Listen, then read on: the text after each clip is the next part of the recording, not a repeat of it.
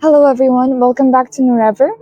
This is a new series we're starting to get to know the life of our Prophet, peace and blessings be upon him, a little better. And one topic that interested me especially when I was trying to find out more about him, trying to research the Hadith and the Quran to see what I could find, was the time period that he came to life in and the way his legacy has impacted the entire world and how he has cast the lights on the entire world with just his existence. The time period that our Prophet ﷺ came to life is known as the period of Jahiliyyah, or the age of ignorance. And it was essentially a very dark time for humanity, both in the Arabian Peninsula and abroad as well.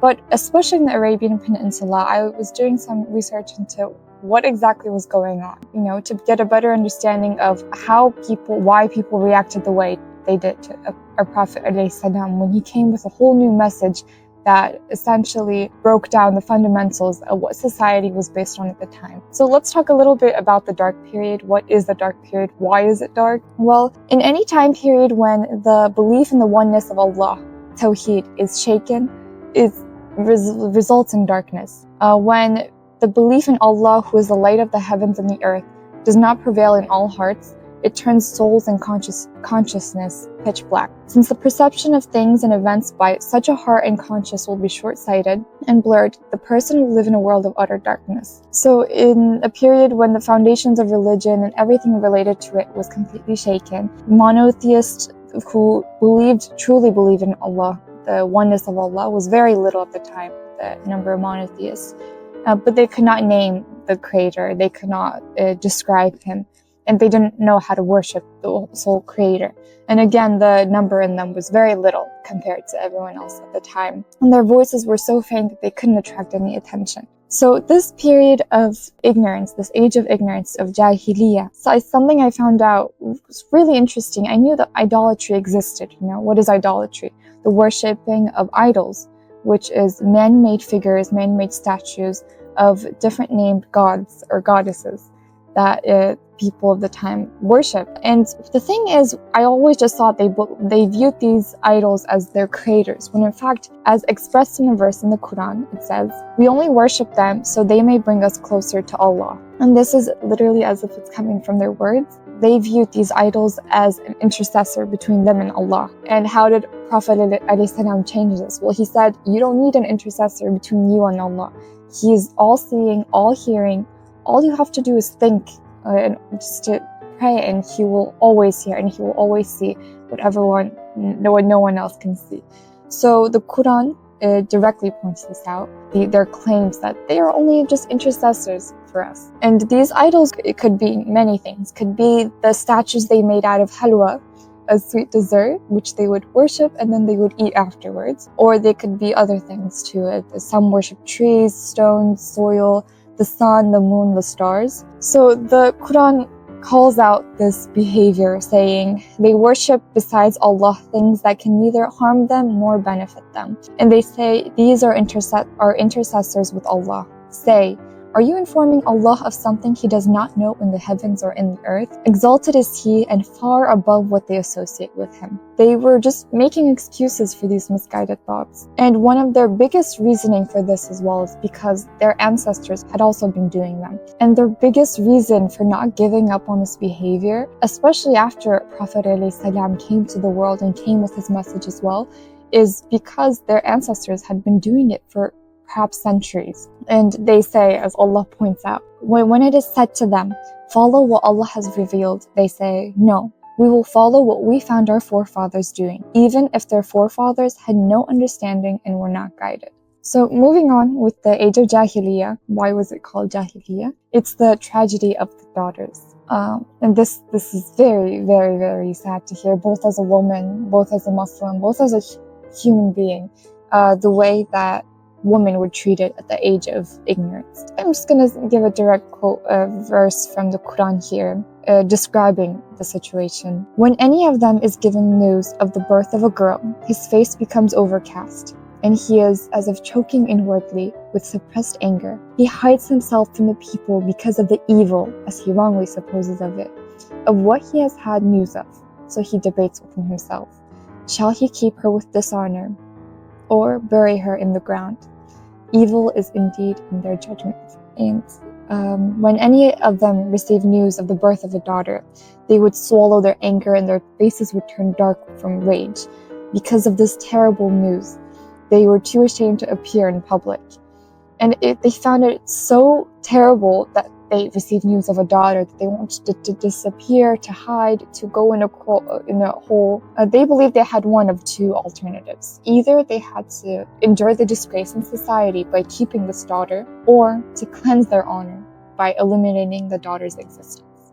Women were this way so hated, so despised in the age of ignorance.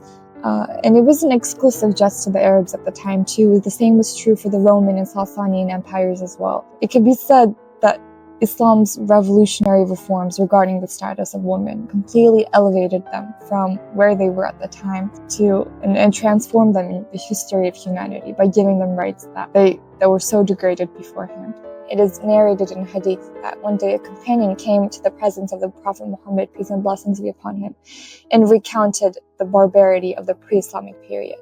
He describes, "O Messenger of Allah, in the time of ignorance, we used to bury our daughters alive. I had a daughter as well. I told her mother, dress her up, I will take her to her uncle." The new woman knew what this meant. Her beloved child would soon be thrown into a well and would die there struggling. However, the woman had no authority to prevent such barbarity.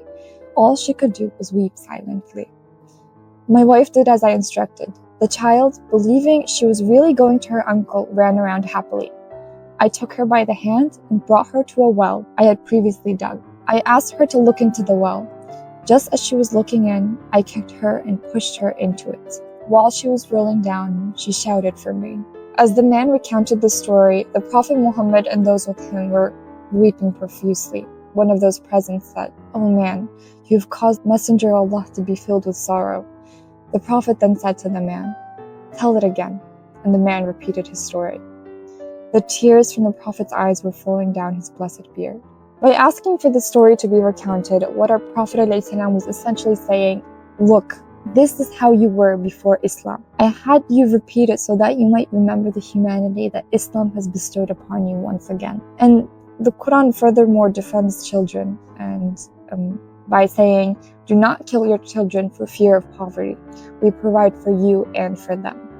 And this was something that was common as well too, the killing of children as for fear of sustenance, for not receiving enough sustenance.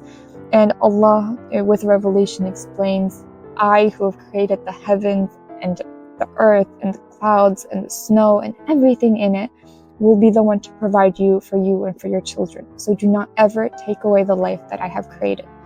And do not ever kill your children. One day, those innocent children will be questioned for the crimes for which they were killed. And the tyrants who killed their children will certainly face the punishment for this oppression. A verse that completely destroyed me was in the Quran when it says, when the girl who was buried alive is asked, for what crime was she killed? So it is asked the girl who was killed by her father, what was your crime? And it vividly conveys the horrific morality of the era. Even fathers would kill their own daughters for the sake of enduring grace in society. When we say of age of Jahiliyyah or age of ignorance, I mean, it was a time period when the belief in Allah was not present. And any heart that lacks the belief in Allah is dark. They face no fear of judgment. They face no repercussions. They don't hold themselves back from what could happen. And everyone just keeps on saying the same thing. You know, this is what our ancestors have been doing. This is how our traditions have been working. And with this, perhaps hundreds, thousands of young women, young girls were killed this way. Young children were killed. And furthermore, you know, it was a time when whoever was the strongest, you know, got to do whatever they want. All the weaker people were crushed beneath those. And there was no one in the society to say stop to everything going on. So in this time period, as our Prophet ﷺ was growing up and seeing all of these atrocities in this time, he would seek refuge in the mountain of Nur, and he would just wait there, you know, before revelation came, believing that something will happen, you know, that something will change these times, and that his Lord will come and save them. Society was in a state of turmoil and there was no one to say stop to these crises. At the time, the Prophet ﷺ, the ultimate purpose of our existence, was withdrawing from among the people. He retreated to the cave of Hira, which later his community would call the Mountain of Nur, and his eyes were waiting on the horizons for salvation. During those moments, he was likely putting his head down in prostration, praying for hours, asking his Lord for a savior to rescue humanity. Indeed, the Prophet would sometimes stay away for days from Mecca, remaining there until his provisions ran out, and he would return, get more food, and go back there. This was a time period where barbarity was applauded and humanity was despised. Wolves had become the shepherds, boasting and strutting, while sheep cried out under the merciless care of their shepherds. Prostitution, adultery, and immorality were so widespread that many children didn't know or recognize their fathers. Alcohol and gambling weren't considered shameful at all. There was various forms of speculation that drained humanity's resources, and all of that which was regarded as skill or intelligence. Indeed, there was a need for someone to put a stop to this, someone to say no, someone to come with a nur, a light so strong that it would swipe away all of this darkness. And the need was so intense that suddenly mercy descended, and the master of the messengers was sent with his prophetic mission. With his arrival, everything changed in an instant. As the great poet Ahmad Shawki said, guidance was born and the universe became illuminated. Now there is a sweet smile and praise on the lips of time. Years later, when the people of Medina greeted our Prophet ﷺ during the Hijrah, they greeted him with the sentiments, a moon has risen from the farewell pilgrimage. It has become obligatory for us to give thanks as long as we engage in prayer and supplication. And indeed, it is our duty as well to express our gratitude, our thanks, and our prayers and supplications to the Prophet ﷺ for enduring in such a dark period and enduring for us and for humanity, and to bring the light of the message into the entire world.